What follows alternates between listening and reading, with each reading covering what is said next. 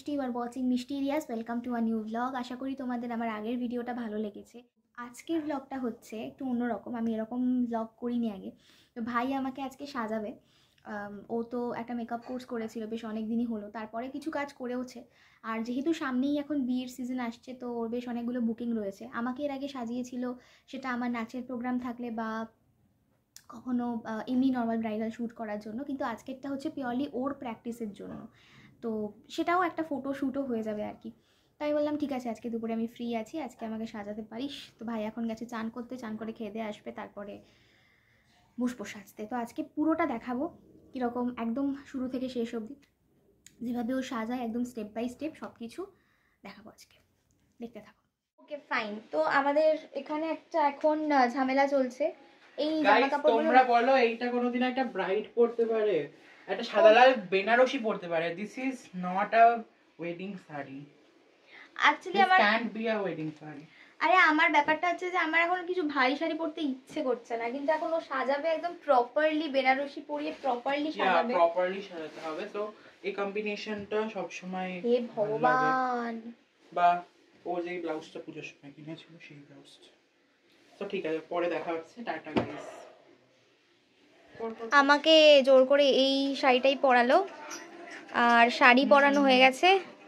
এখন ফাইনালি বসছি হচ্ছে মেকআপ করতে। মেকআপ শুরু করার আগে ভাই একটু চুলটাকে সেট করে নিচ্ছিল। সামনেটা ক্রিম করতে হয়েছিল ক্রিম পার দিয়ে, তো ওইটা মেকআপ করার পরে করলে অসুবিধা হতো, ওই জন্য আগে চুলটা ক্রিম করে রেখেছিল।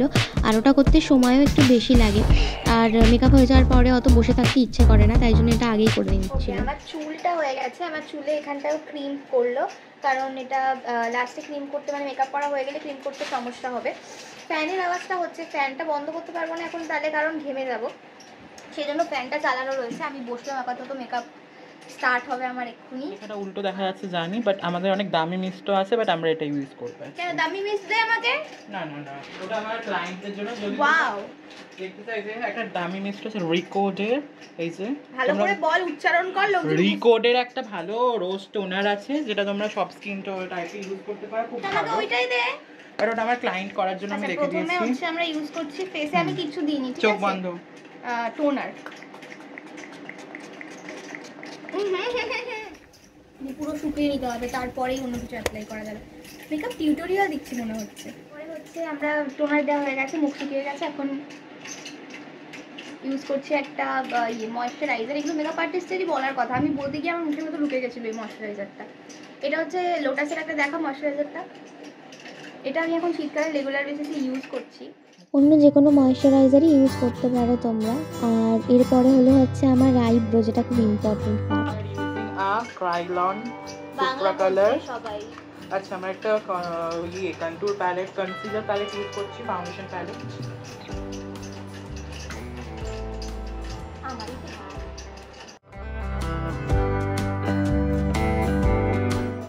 তো আমরা এখন ইউজ করবো এই প্রিটি অবজেক্ট প্যালেটটা।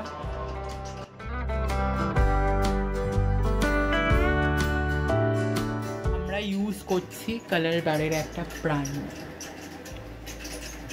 কালার বারের প্রাইমার আমি অবশ্য লিখে দেবো, ওর থেকে শুনে শুনে আমি সব নামগুলো না লিখে দেবো, যদি কেউ মনে করো এই প্রোডাক্টগুলো কিনবে পারে। এবার আমরা কারেকশন করছি, কালার কারেক্ট করছি। চোখের তলা বা যে সমস্ত জায়গাগুলো মুখের ডার্ক, সেইগুলোতে কালার কারেকশন করতে হয়। মুখের পুরো মুখটা যাতে সেম কালারের হয়, যদি কালার কারেকশন পুরো হাতে, পায়ের, গলার সব জায়গায় করা যেত তাহলে ভালো হতো, সব কিছুর সাথে মুখের কালারটা ম্যাচ করে যেত। নিন্দ আসছে, যেমন মা এতক্ষণে খেয়ে দিয়ে এসছে ঘুমোতে। উপর দিকে টাকা। Hi mummy.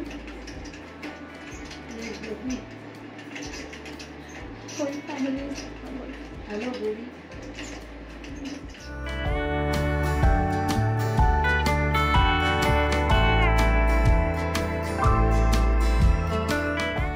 এবার আমরা কি দেবো?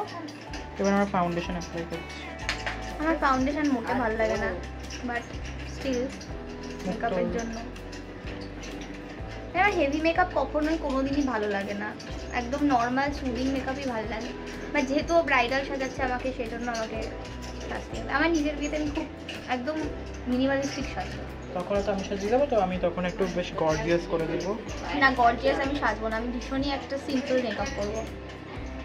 Simple makeup, simple sari, simple jewellery.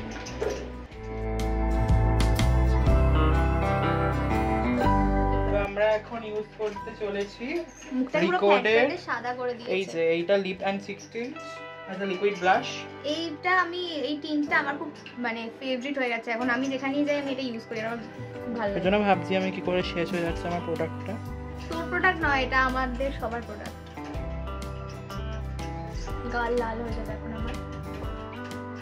লালি টাকা উপর দিকে এবারে টাকা। আমরা দিচ্ছি, তুই বড় মুখে ঢুকে যায় পাউডার। রিকোডের পাউডার উপর দিকে তাকাতে বলেছি।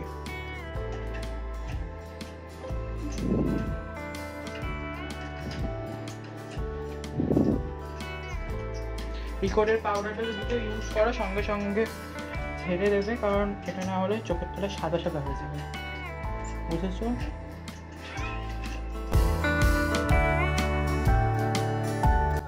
এই যে আমরা একটা এবার হচ্ছে- দামি ফিক্সার দিচ্ছি। আমাকে একবার ঠিক করে স্প্রে করতে তো মুখ এদিক ওদিক ঘোরাতে হবে না তোকে। আমি বলছি হচ্ছে চোখ বন্ধ। এত বড় টিপ, এত উপরে কেন পড়ালি? কলকা করলে বেশি নেমে যাবে নাকের উপরে। এরপর শুরু হলো হচ্ছে আমার কলকা। আমার মনে হয়েছে যে একটুখানি ওপরে হয়ে গেছে বেশি, আর একটু নিচে করলে ভালো লাগতো হয়তো, বাট এমনিতে সবাই রিভিউ ভালোই দিয়েছে। এমনি এঁকেছিল ভালোই ভাই কলকাটা। তুই যারা কলকা ডান। তো আমার সাজ মোটামুটি হয়েই গেছিলো, শুধু এই লিপস্টিক পরা বাকি ছিল আর চুল বাঁধা বাকি ছিল। তো ভাইকে বলেছিলাম চুলটা নর্মালি বাঁধ, খুব কিছু হাইফাই করিস না, কিন্তু ওর যেহেতু মানে প্র্যাকটিস করছিল আর কি আমার ওপর, ওই জন্য ও একটা হেয়ার স্টাইল ওর মনের মতো করেছিল। এটাও কি করেছে দেখ, আমি দেখ। বুঝতে পারছি না। এখন হচ্ছে মুকুট পরব, দেখছি কি পরা যায়। বাবা, আমার কোনোদিন আমি জীবনে এরকমভাবে চুল বাঁধিনি। কুছ কি বলছে?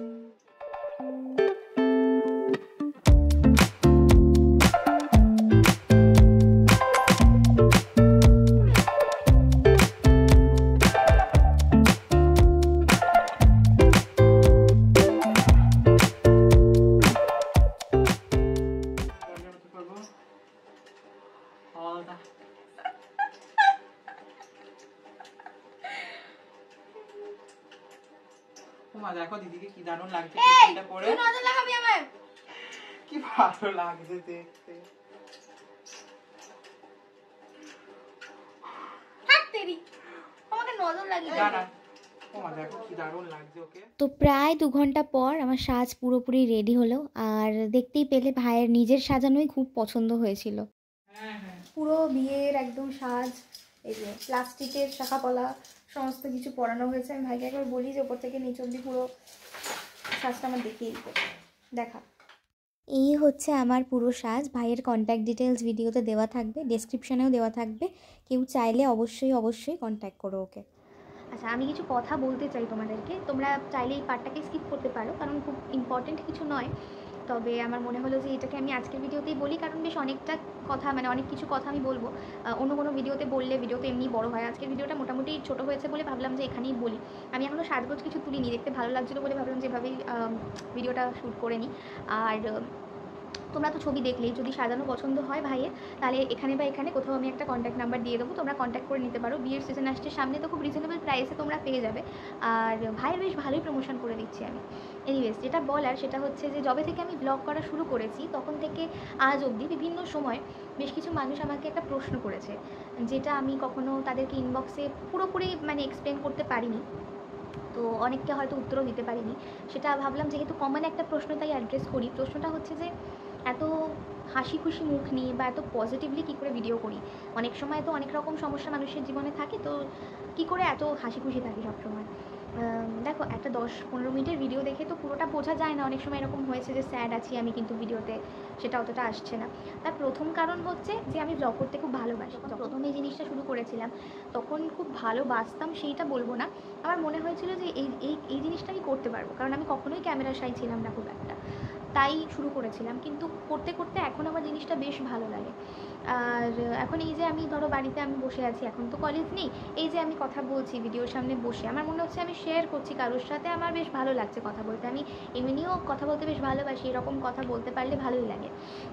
এটা হচ্ছে প্রথম কারণ। আর সেকেন্ড যেটা, সেটা হচ্ছে যে আমি আমার মাইন্ডসেটটা এখন একটু চেঞ্জ হয়েছে এই এত বছর পরে। কারণ আগে আমিও এরকম মনে করতাম আমার লাইফে খুব প্রবলেম, আমার জীবনে খুব খুব সমস্যা। কিন্তু আমার মনে হয় আমরা যে যে সমস্ত প্রবলেমের সঙ্গে লাইফে ডিল করি, তুমি একটু রাস্তাঘাটে বেরোলে এমন অনেক মানুষ দেখতে পাবে যাদেরকে দেখে তুমি বুঝতে পারবে তারা তোমার থেকে অনেক অনেক গুণ খারাপ আছে। যেমন আমি যখন আমি বেশ কিছু বছর ডেলি প্যাসেঞ্জারি করেছি ট্রেনে, তো আমি ট্রেনে, বাসে, রাস্তাঘাটে, স্টেশনে অনেক মানুষকে এরকম দেখেছি যাদেরকে দেখে আমি বুঝতে পেরেছি তাদের জীবনটা অনেক অনেক কঠিন আমার থেকে। তাদের সঙ্গে বসে তুমি যদি দুদণ্ড কথা বলো, তাদের লাইফ স্টোরি যদি তুমি জানতে পারো আর কি, তাহলে এটা রিয়েলাইজ করবে যে তুমি পৃথিবীর সবচেয়ে লাকি মানুষ, তোমার নিজেকে তাই মনে হবে। তাই আমার মনে হয় যে নিজেদের লাইফের প্রবলেমগুলোকে অতটা বড় করে দেখা উচিত নয়। প্রবলেম রয়েছে, তার সলিউশনও নিশ্চয়ই থাকবে এবং সেটা হয়েও যাবে একটা সময় পরে। অ্যান্ড থার্ড হচ্ছে আমার লাইফের খুব সিম্পল একটা ফান্ডা, যেটা হচ্ছে রাইট নাও, যে নিজের ক্যারিয়ারে ফোকাস করো, নিজের ওপর ফোকাস করো, নিজের বেটারমেন্টের দিকে অনেক অনেক অনেক বেশি ফোকাস করো। নিজের পরিবারের মানুষজন এবং নিজের খুব কাছের মানুষজন, তাদের চাহিদা, নিজের স্বপ্ন, তাদের স্বপ্ন পূরণ করো। তারপরেও যাতে তোমার কাছে একটা গুড অ্যামাউন্ট অফ মানি বেঁচে যায়, যাতে তুমি যারা হয়তো সত্যি যাদের প্রয়োজন তাদের পাশে গিয়েও দাঁড়াতে পারো। এইটাই হচ্ছে সিম্পল। আমার খুব বড় বড় ড্রিমস নেই, খুব বেশি চাহিদাও নেই। এইগুলো যদি আমি আমার লাইফে পূরণ করতে পারি তাহলে আমার সব কিছু সর্টেড হয়ে যাবে বলে আমি মনে করি। অ্যান্ড লাস্টলি হচ্ছে আমি ইন জেনারেল আর কি ভীষণ পজিটিভ একটা মানুষ। খুব বেশি নেগেটিভিটির সাথে আমি ডিল করতে পারি না, খুব বেশি দিন আমি স্যাডও থাকতে পারি না। আমার মনে হয় যে না, আমি নিজেকে খুশি রাখবো, কারণ এই দুটো বছরে 2023-24 অনেক কিছু ঘটে গেছে জীবনে, অনেক এরকম জিনিসপত্র আমি দেখেছি এবং একটা জিনিস বুঝেছি, লাইফ ভীষণ আনপ্রেডিক্টেবল। লাইফের কোনো ভরসা নেই। আজকে আমি তোমাদের সঙ্গে কথা বলছি, কিসকো পাতা কাল হো না হো, তাই না? তাই জন্য আমার মনে হয় যেটুকু সময় বেঁচে আছি একদম প্রাণ খুলে একদম বেঁচে নেওয়া উচিত, যাতে কাল তুমি মরে গেলে তোমার ওই আফসোসটা না থাকে। আমি এর আগেও একটা ভিডিওতে এই কথাটা বলেছিলাম, এটা আমি খুব খুব বেশি করে মানি এখন। তাই খুশি থাকো এবং তোমার চারপাশের মানুষজনকেও খুশি রাখার চেষ্টা করো। হ্যাঁ, স্যাড কি লাগে না আমাদের? ডেফিনেটলি লাগে। তখন তোমার যারা কাছের মানুষজন, আমার কাছের মানুষজন খুব কম, আমার বাবা মা, ভাই, আমার ফ্যামিলি, আর আমার এক দুজন খুব কাছের মানুষ রয়েছে, তাদের সাথে আমার যখন কিছু দুঃখ হয় আমি শেয়ার করি, আবার ঠিক হয়ে যায়, আবার স্যাড লাগে, আবার শেয়ার করি, আবার ঠিক হয়ে যায়, নিজে ডিল করি কখনো। এরকমভাবেই চলতে থাকে এবং এটা চলতে থাকবে। যতদিন বেঁচে আছো জীবনে প্রবলেম থাকবেই, কিন্তু একটা জিনিস মনে রাখতে হবে, একা এসেছিলে পৃথিবীতে, একা যেতে হবে। এই জার্নিতে অনেক মানুষজনের সঙ্গে তোমার দেখা হবে, অনেক মানুষজনের সঙ্গে আলাপ হবে। কারোর সাথে তোমার সম্পর্ক ভালো থাকবে, কারোর সঙ্গে সম্পর্ক ভালো থাকবে না। আলটিমেটলি তুমি যাবে একাই। তাই এই মাঝখানে যে জিনিসপত্রগুলো হবে সেগুলোকে অত মাথায় নেওয়ার দরকার নেই। জীবনে এগিয়ে চলো, ভালো থাকো, সবাইকে ভালো রাখো, সিম্পল। ব্যাস এটুকুই আমার বলার ছিল। জানি না আমার শেষ কথাগুলোকে আর কি কার কেমন লেগেছে এই কথাগুলো, বাট এগুলো আমার একদমই মনের কথা। আমি এগুলো অনেক দিন ধরেই ভাবছিলাম যে একটা ভিডিও বানাবো যেখানে বলবো, তারপর ভাবছিলাম যে কখনো ভিডিওতে ওরকমভাবে তো বলিনি আমি কি ফিল করি, তো সেই জিনিসগুলো একটু স্কেপটিক্যাল ছিলাম যে কেমনভাবে মাথায় কেমন লেগেছে কথাগুলো। যদি কেউ শেষ অবধি দেখে থাকো তাহলে আমি জানি অনেক এরকম মানুষজন রয়েছে যাদের ডিল করতে প্রবলেম হয়। হ্যাঁ, অনেক রকম জিনিসপত্রে বা সবার মেন্টালিটি বা সবার মাইন্ডসেট সেম হয় না। আমি এই জিনিসগুলো ফলো করি, আমি বললাম তোমাদের, কখনো যদি হেল্প হয় আমাকে জানিও। ব্যাস এটাই। জীবনে অনেক অনেক ভালো থাকো, অনেক অনেক খুশি থাকো, নিজের বাবা মাকে খুশি রাখার চেষ্টা করো, নিজের কাছের মানুষগুলোর জন্য ভাবো, কাছের মানুষজনের সঙ্গে টাইম স্পেন্ড করো। নিশ্চয়ই তুমি জানো তোমার সার্কেল কোনটা, তোমার কাছের মানুষজন কোনটা। মানুষ চেনো, কোন মানুষটাকে তুমি জীবনে শেষ অবধি রাখতে চাও তাদেরকে চেনো। ভুল হয় আমাদের, অনেক সময় ভুল হয়, অনেক জিনিসপত্র, অনেক ডিসিশন, অনেক মানুষ চিনতে আমাদের ভুল হয়। ঠিকঠাক রাস্তাটা নিজের জন্য চুজ করো, তবে সেখানেও প্রবলেম থাকবে, শেষ অবধি প্রবলেম থাকবে, কিন্তু লড়ে যেতে হবে। কোথাও থামলে চলবে না, কোথাও গিভ আপ করলে হবে না, আর খুশি থাকতে হবে। খুশি থাকো, তোমাকে নিজেকেই তোমাকে খুশি রাখতে হবে। তুমি কারোর থেকে এইটা এক্সপেক্ট করতে পারো না যে ও আমাকে খুশি রাখবে, আর কাউকে অতটা পাওয়ারও দিও না যে কেউ তোমাকে স্যাড করবে। এই পাওয়ারটা কাউকে দিও না কখনো। নিজের ওপর এই পাওয়ারটা রাখো যে আমি যখন চাইবো আমি তখন খুশি হবো। আমার যদি মনে হচ্ছে এখন আমি দুঃখ করবো, কাঁদবো, আমি কাঁদবো, একটু কাঁদবো, তারপর ঠিক হয়ে যাবো। এই পাওয়ারটা নিজের ওপর রাখো। ব্যাস এটুকুই বলার, এটুকু বলেই আজকের ভিডিওটা শেষ করছি। আর আজকের ভিডিওটা যদি ভালো লেগে থাকে, ভাইয়ের সাজানোটা যদি ভালো লেগে থাকে, লাইক করে দিও, কমেন্ট করে দিও, আর চ্যানেলটাকে সাবস্ক্রাইব করে দিও যারা করোনি। দেখা হবে আবার পরের কোনো একটা ব্লগে। Till then stay tune and keep watching মিষ্টি এরিয়াস। টাটা।